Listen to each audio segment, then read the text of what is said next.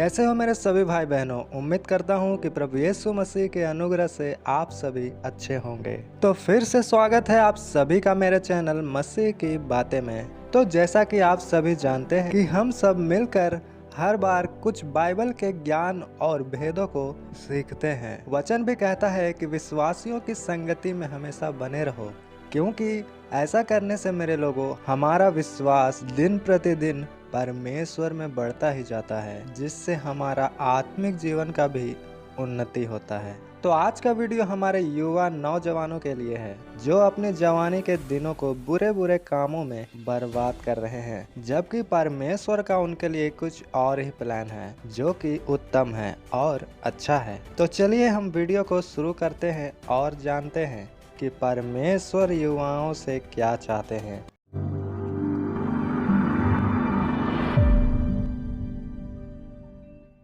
आज के युवा नौजवानों का ये कहना है कि अपनी मर्जी से पाप करने से हमारा मन संतुष्ट होता है, और अगर हम नशा ना करें, व्यभिचार ना करें, चोरी ना करें और अदर सिन जो बुरा है उसे ना करें, तो हम अपनी जवानी को बर्बाद कर रहे हैं। परंतु मेरे युवा मित्रों, ऐसा बिल्कुल भी नहीं है। इन सब कामों से आपका शरीर, जीवन और आत्मा हमेशा के लिए बर्बाद होता है।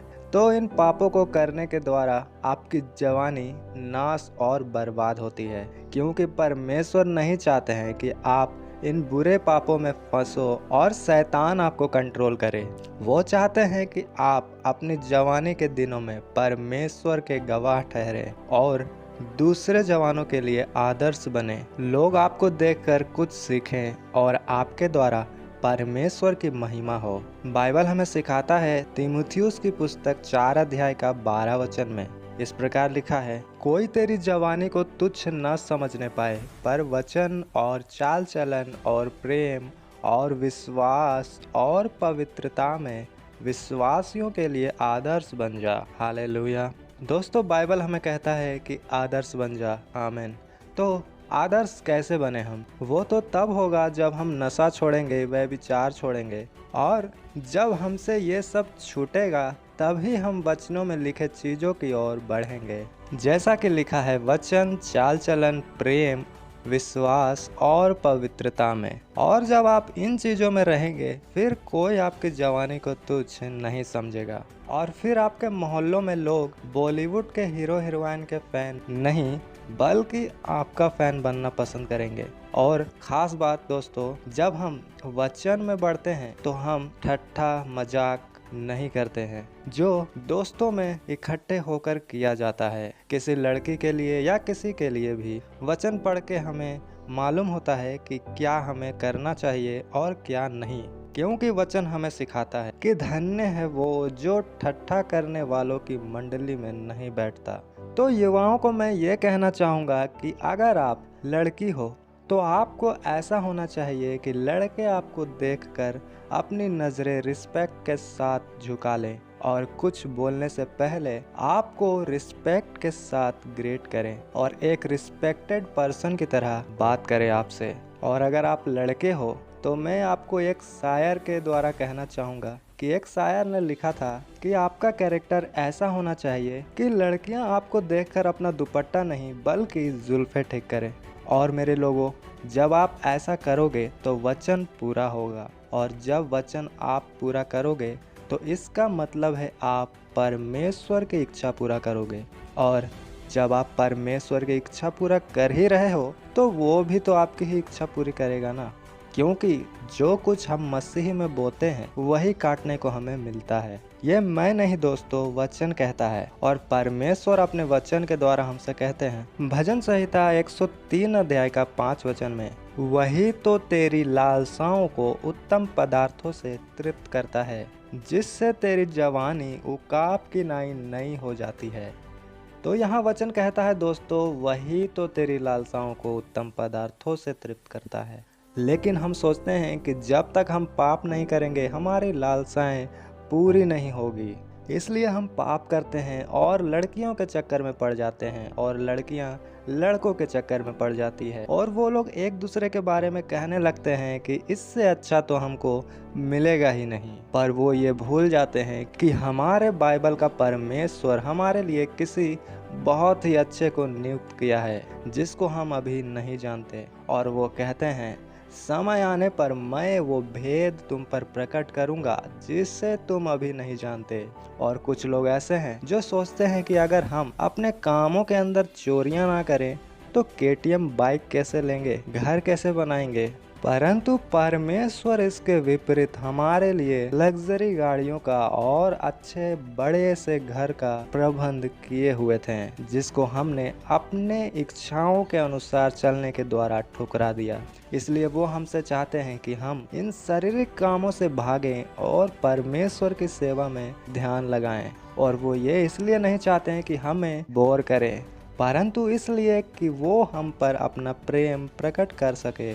फिर हम जब परमेश्वर की सेवा करते हुए अपने आप को लोगों के बीच आदर्श के रूप में रखेंगे, तब बाइबल कहता है कि वही तो तेरी लालसाओं को उत्तम पदार्थों से तृप्त करता है।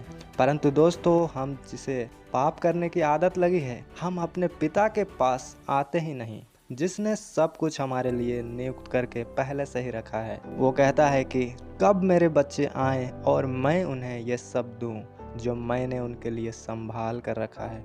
परमेश्वर कहते हैं, देख मैं बाहें फैलाए तेरा इंतजार करता हूँ। सोचिए मेरे लोगों, वो हमसे कितना प्यार करता है, कितना चिंता है उन्हें हमारी, कि वो स्वर्ग में बैठा भी हमारे लिए हर चीज़ का इंतजाम करता रहता है। इसलिए हमें उनमें बने रहना है और उनके काम करते हुए उनकी ओर से आने वाली आशीषों का इंतज़ार करना है। और हमें ये बातें और भाई बहनों को भी बताना है जो अपनी जवानी के दिनों को पापों में बर्बाद कर रहे हैं, ताकि वो लोग भी बचें जिस तरह हम बचाए गए हैं और वो भी प्रभु के प्रेम में आनंद मनाएं, क्योंकि उनसे भी परमेश्वर प्यार करते हैं और चाहते हैं कि वो भी बचें। इसलिए बाइबल हमें कहती है तीतुस की पुस्तक 2 अध्याय का 6 से 8 वचन में, ऐसे ही जवान पुरुषों को भी समझाया कर कि संयमी हो, सब बातों में अपने आप को भले कामों का नमूना बना। तेरे उपदेश में सफाई, गंभीरता और ऐसी खराई पाई जाए कि कोई उसे बुरा ना कह सके, जिससे विरोधी हम पर कोई दोष लगाने का अवसर ना पाकर लज्जित हो। इसलिए परमेश्वर हमें यहाँ कहते हैं दोस्तों कि संयमी हो जाओ, कंट्रोल योर सेल्फ, और अपने को सब भले कामों में दूसरों के लिए नमूना बना। अर्थात और लोग जब आपको देखें तो कहें मुझे भी इसके जैसा बनना है, क्योंकि जब आप वचन के अनुसार चलने के द्वारा प्रभु से रिवॉर्ड लेना स्टार्ट करेंगे तो उसे देखकर लोग आपको और आपके परमेश्वर यहोवा को फॉलो करना चाहेंगे। तब आप लोगों के लिए एक रोल मॉडल बनोगे और कई और लोग भी बचेंगे, जिसका प्रतिफल आप किसी रीति से नहीं खोओगे। और इस वचन में 2-3 इम्पोर्टेंट चीज़ है जिसे हमें फॉलो करते हुए लोगों में सुसमाचार ले जाना है, पर यह एक अलग मुद्दा है, इसलिए हम इसे नहीं छेड़ते अभी। पर लास्ट लाइन में वचन कहता है, और ऐसी खराई पाई जाए कि कोई उसे बुरा ना कह सके, जिससे विरोधी हम पर कोई दोष लगाने का अवसर ना पाकर लज्जित हो। हालेलुया। आज दोष लगाने वाले बहुत घूम रहे हैं दोस्तों मार्केट में, इसलिए जरूरी है कि हम खुद को परमेश्वर के आगे शुद्ध कर रखें, क्योंकि लय व्यवस्था 20 अध्याय का 26 वचन में लिखा है, तुम मेरे लिए पवित्र बने रहना, क्योंकि मैं यहोवा स्वयं पवित्र हूँ। इसलिए कहीं कोई ऐसा ना कहने पाए आपको जब आप उनको पवित्रता के बारे में बताओ कि खुद का गर्लफ्रेंड तो खुद से छूटती नहीं और इधर हमको भाषण सुनाने आ रहा है। थोड़ी देर पहले तो खुद गाली निकाल रहा था और अभी जय मसीह की बोल रहा है। हालेलुया। ऐसा कोई ना कहने पाए। इसलिए परमेश्वर हमें कहते हैं खराई के साथ चल, कि किसी को हम पे दोष लगाने का मौका ना मिले। परंतु आज कई नौजवान बहुत बुद्धिमान हो गए हैं, कहते हैं शादी करने से पहले एक दूसरे को जानना जरूरी है, इसलिए हम एक दूसरे को जानते रहते हैं, कई सालों तक बातें करते रहते हैं, मिलते रहते हैं। तो मैं उनसे ये कहना चाहूँगा कि इतना टाइम आप परमेश्वर को जानने के लिए लगाते तो परमेश्वर आपको हाईएस्ट लेवल में ले जाते, और उसकी ओर से जो आता आपके जीवन में, उसे पहले से परमेश्वर आपके लिए अपने नज़रों में परख कर भेजता। और खुदावंद से अच्छा आप या मैं किसी को नहीं परख सकते हैं। बाइबल में जब परमेश्वर ने इसहाक के लिए रिबका को नियुक्त किया तो दोनों ने एक दूसरे के लिए टाइम नहीं मांगा, कुछ दिनों तक डेट नहीं किया एक दूसरे को। दोनों को मिलवाया गया, एक ही बार में बात खत्म।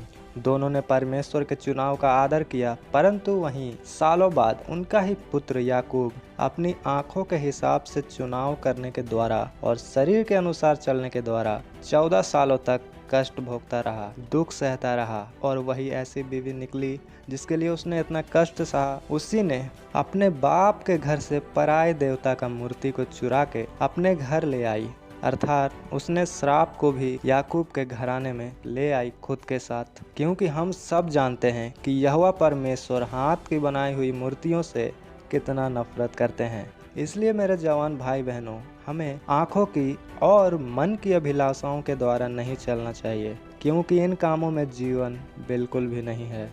हमें आत्मा के द्वारा चलना है, और वो आत्मा है पवित्र आत्मा जो वो हमें देते हैं। हालेलुया। और जितने लोगों ने दोस्तों अपनी जवानी को परमेश्वर के कामों में लगाया है, वो लोग श्रेष्ठ कहलाए गए हैं, और आज भी उनको लोग ग्रेट कहते हैं।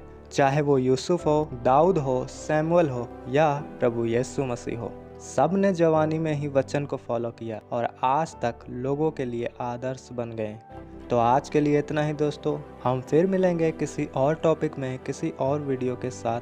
तब तक के लिए पिता परमेश्वर का प्रेम, प्रभु यीशु मसीह का अनुग्रह, पवित्र आत्मा का सहभागिता हम सभी लोगों के साथ में प्रभु यीशु मसीह के दूसरे आगमन तक होती रहने पाए। आमीन। सबको जय मसीह की।